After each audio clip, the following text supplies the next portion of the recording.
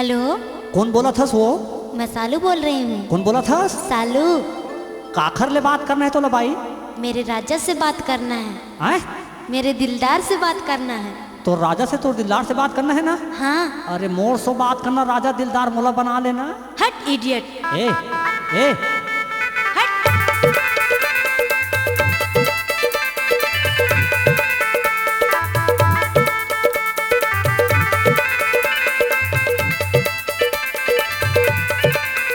हे जवानी रसदार, हर हाथ में मोबाइल, स्टाइल मारत रेंगे छोरी रे, स्टाइल मारत रेंगे छोरी रे। हे जवानी रसदार, हर हाथ में मोबाइल, स्टाइल मारत रेंगे छोरी रे, स्टाइल मारत रेंगे छोरी रे। अखियावत मारे लाइन, कहरावत है जवानी, स्टाइल मारत रेंगे छोरी रे, स्टाइल मारत रेंगे छोरी रे।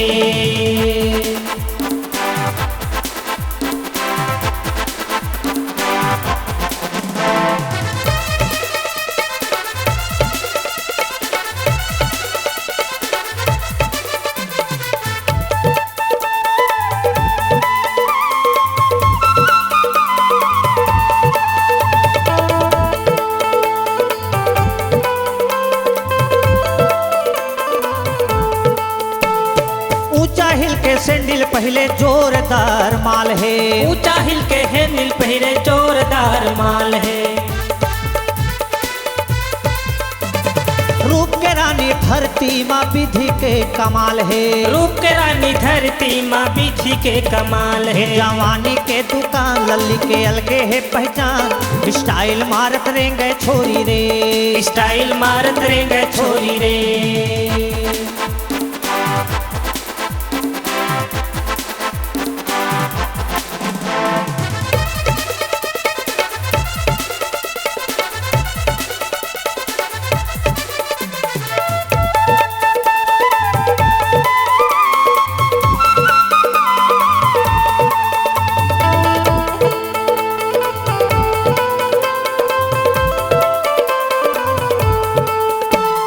छितरे है बाल बुलबुल अलगे है कट, छितरे है बाल बुलबुल अलगे है कट।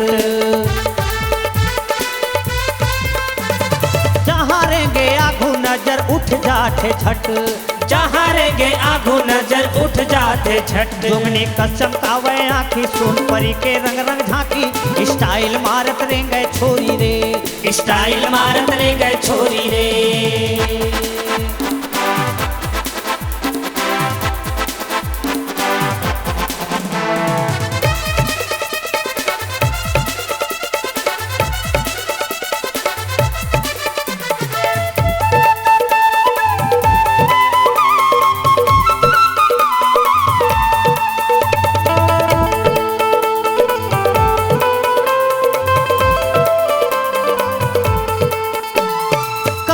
के पेंट आधा बाही के कुर्ता, करिया के पेंट आधा बाही के कुर्ता।